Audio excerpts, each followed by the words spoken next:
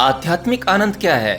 देखिए, योग की भाषा में कहा जाए तो आनंद हमारे जीवन का वह पार्ट है जिसे हम स्वयं ईश्वर के साथ जुड़कर एक्सपीरियंस कर सकते हैं। जब ज्ञान और उसे जानने वाले के बीच में कोई अंतर नहीं रह जाता और जब सब्जेक्ट और ऑब्जेक्ट मिलकर एक सिंगल एंटिटी बन जाते हैं, तब हम कह सकते हैं कि हम आनंद को एक्सपीरियंस कर पा रहे हैं। इस मटेरियल दुनिया में ज्यादातर लोग खुशी को ही आनंद समझते हैं, पर दोनों में एक बुनियादी फर्क है।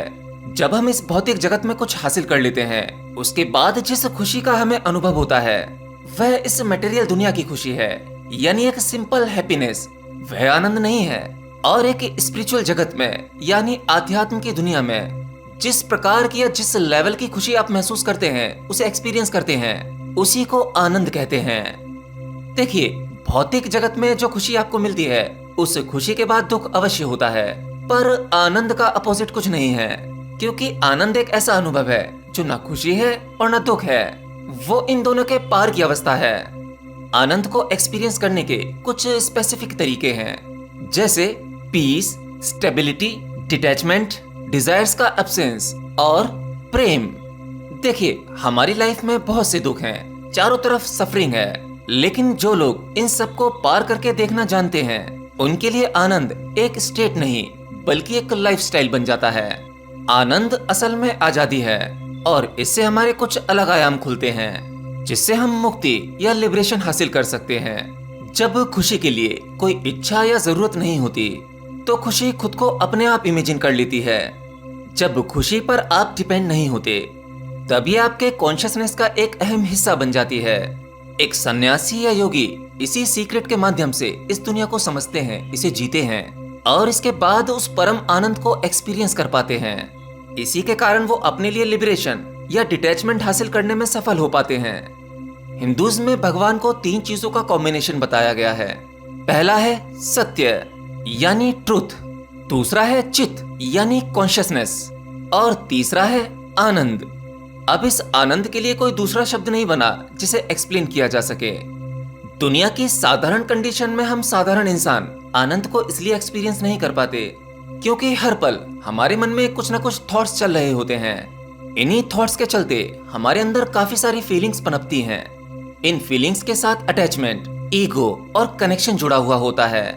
भगवत गीता में लिखा हुआ है कि जब हम इस दुनिया में किसी भी चीज के साथ अटैचमेंट बनाकर रखते हैं, तब हमारे मन में बहुत सारा सेंस बनता है और इस सेंस के अलग अलग प्रोसेस से गुस्से का जन्म होता है। इसी गुस्से से हम सफरिंग को जन्म देते हैं, जिसे हम मनुष्य द्वारा भोगे जाने वाले कष्ट कहते हैं।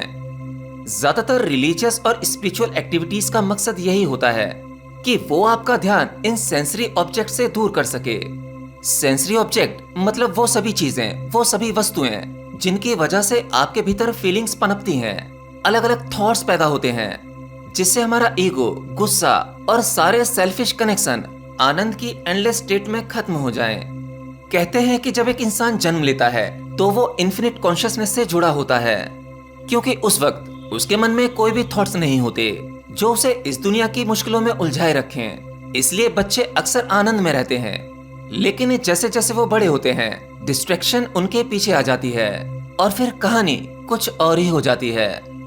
हमें कोशिश करनी चाहिए कि हमारा सुख और खुशी का कोई सोर्स इस मटेरियलिस्टिक दुनिया से हटकर एक ऐसी प्योर चीज में हो जिसका एसेंस डिवाइन हो।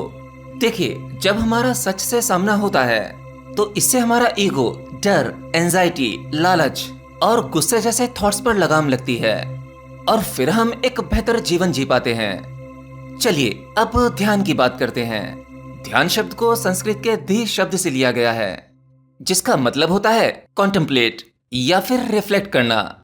महर्षि पतंजलि ने कहा था कि ध्यान किसी भी ऑब्जेक्ट पर अनइंटरप्टेड अटेंशन का फ्लो है। ध्यान को योग में कुछ इस प्रकार से समझाया गया है कि जब आपका मन सारे डिस्ट्रैक्शन, इमोशंस, थॉट्स और डिजायर से लिबरेट हो जाता है, यानी इनसे आजाद हो जाता है, तो उसी स्टेज को ध्यान कहते हैं। ध्यान हमेशा धारण से शुरू होता है, जिसका अर्थ है कंसंट्रेशन। ध्यान रखना, मेडिटेशन यहाँ से शुरू होता है। कंसंट्रेशन मेडिटेशन नहीं है, ये ध्यान नहीं है। यानी ध्यान के अभ्यास के शुरुआत में एक साधक को किसी पर्टिकुलर चीज पर ध्यान केंद्रित करना पड़ता है, जैसे कि आपकी सांसें, किसी प्रकार का मंत्र उच्चारण या किसी आराध्य पर कंसंट्रेट करना, अपने इष्ट या देवता पर कंसंट्रेट करना। जब ये स्टेट काफी लंबे समय तक प्रैक्टिस की जाती है तब ये अल्टीमेटली ध्यान का फॉर्म ले ही लेती है। वैसे ध्यान के बारे में काफी सारी कुछ गलत धारणाएं हैं। यानी कुछ लोग सोचते हैं कि ध्यान लगाना यानी कि कुछ सीक्रेट मंत्रों पर कंसंट्रेट करना है, उनका रिपीटेडली अभ्यास करना है, या फिर किसी पर्टिकुलर थॉट पर कंसंट्रेट करना है। याद रखिए कि ये सभी प्रैक्टिसेस किसी के फायदे के लिए नहीं होती।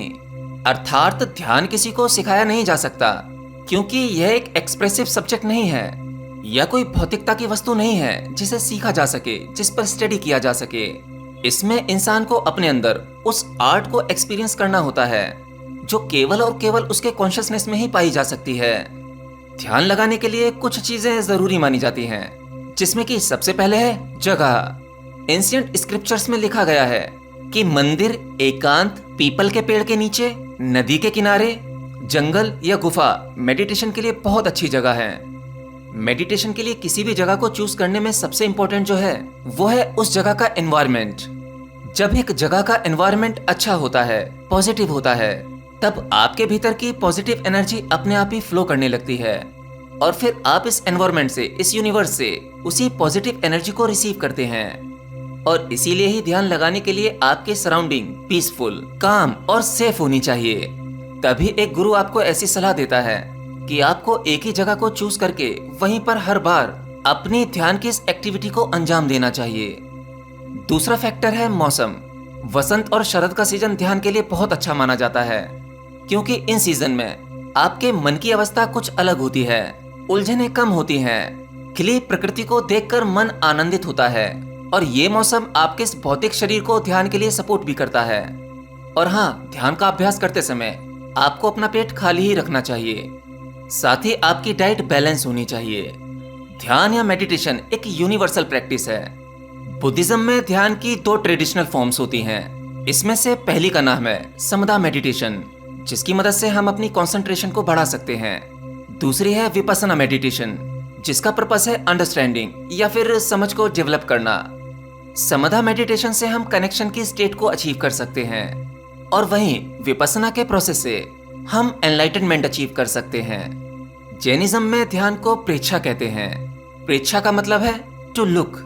इसका मतलब है कि मन की अटेंशन को इकट्ठा करना और अपने अंदर उन एलिमेंट्स को खोजना जिससे आपको बाहर की दुनिया और माया से मुक्ति मिल सके। इस मेडिटेशन को आप कभी भी प्रैक्टिस कर सकते हैं। इसे करने के बाद आपको बॉडी में रिलैक्सेशन महसूस होता है। साथ ही साथ इससे साइलेंट और स्लो ब्रीदिंग पैटर्न भी डेवलप हो सकता है, जिससे आप अपने मन की अनडिजायरेबल चीजों को बेहतर करने में काम कर सकते हैं। साथ ही इससे आपकी आयु भी बढ़ सकती है। ध्यान और आनंद में हमें सारा यूनिवर्स एक ही पोजीशन में दिखता है। असल में ये एक ऐसी सुपर एबिलिटी है जिससे आप अपने पर्पस को और भी क्लैरिटी से देख सकते हैं। एक वो ऐसी दुनिया जहां पल भर में आपके लिए कुछ भी हो सकता है। उस अवस्था में ये सवाल उठना लाजमी हो जाता है कि हमारी एग्जिस्टेंस का रीजन क्या है। किसी भी चीज पर सच्चे मन से ध्यान लगाने से आप अपने लिए बहुत से रास्ते खोल सकते हैं। इसलिए इन प्रैक्टिसेस को अपनी डेली लाइफ में अप्लाई कीजिए और फिर इसका असर देखिए।